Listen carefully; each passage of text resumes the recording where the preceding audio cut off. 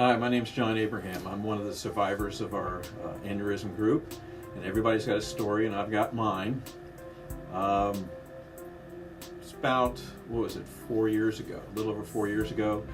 Got up one morning, went in to take a shower to get ready for work, and something happened. I just had all of a sudden the onset of a very bad headache. You could feel something wrong in your head, and a little bit of nausea, and you start thinking in the shower, like, this is the strangest flu I'm coming down with here. I hope it doesn't last that long.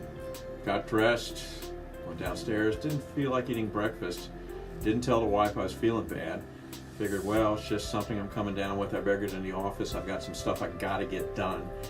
And if I'm gonna get sick for the next couple of days, to heck with it, but get something done. Get to the office, and all of a sudden I realize I don't have a fever. The headache is pretty bad. It's almost like a mohawk haircut going right down the center of your skull and down your neck. Talked to my buddy Mike here, and I said, and you know what, I think I'm going to go over to see my doctor. And my doctor's part of MD VIP group, which is a boutique doctor, so I can get in any time. Called over there, and they said, why don't you come on right on over? But meanwhile, I've looked on the laptop, started looking at MD Web and some of the other on the internet question and answers about illnesses. And I started putting in the symptoms, and lo and behold, you started seeing too many yeses in the column instead of checking no's. And all of a sudden I realized here's the symptoms of an aneurysm and maybe something else. So you read about that quickly, and you realize they say 50% or approximately 50% of the people never even make it to the hospital. And they also tell you, for goodness sakes, you're feeling tired, you're feeling kind of miserable, don't lie down, don't take a nap, don't take an aspirin, seek medical assistance quickly.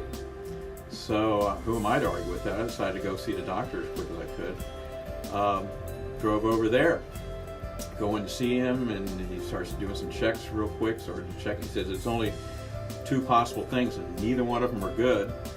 And he said, we need you to get down to the hospital and get a scan and see what's going on here.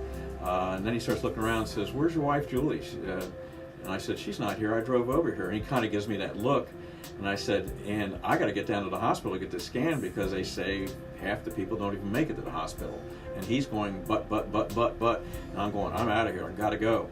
Which probably wasn't the smartest thing to do, but it was the fastest thing to do. They were waiting, and they come in and they look at you. They already had a phone call from the doctor's office. And this is when the fun starts. They start setting you up for a scan.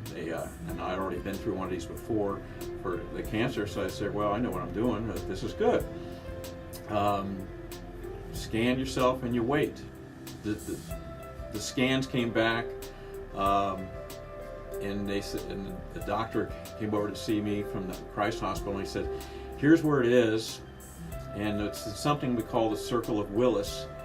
And meanwhile, my whole brain's just thinking, Willis, that's Gary Coleman on that TV show. What you talking about, Willis? So I'm sitting there in my own mind saying, what's this guy talking about? This is great. And he's telling me, for this situation, we think it's best that we send you over to the special group over at University of Cincinnati's hospital.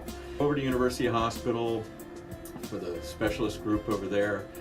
And that once again, they repeat some scans and everything else. And it was quite apparent I had a bleed in the brain. The thing is, the surgeon comes into the room in the middle of the night. It was like 3 in the morning or something, 4 in the morning. Those guys start way too early in the day. And he starts explaining what you're going to go through. Here's where it is. And he explains the possible solutions, one of which is to go up through your groin with a stent, whatever, to go up to your brain. And they put what I equivalent is a little coil into the opening, and then they glue it in place, so to speak.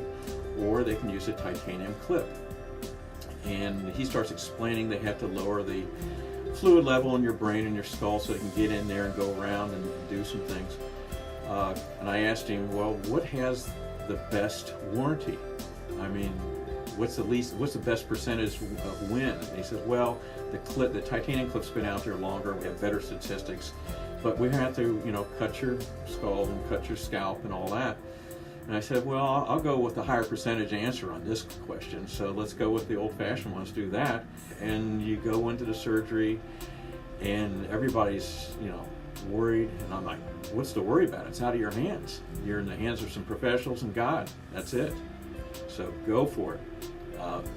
And so you wake up afterwards, and you got staples in your head, and you feel like you've been in a bar room for 3 nights in a row or something with a bad hangover. But I was lucky, to come out of it. So, but the point is, from all this is if you suspect you're having an aneurysm, that's what our whole group is all about, telling people what the conditions are and raising awareness. The last thing you want to do is lay down and take a nap, because some people never wake up from that nap because the bleed turns into a total blowout or what have you.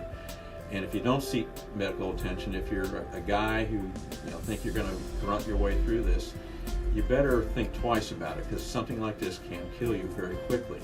So, and that's the whole awareness issue that the aneurysm group here in Cincinnati is trying to put out into the social media. So that's my story, and I'm fine.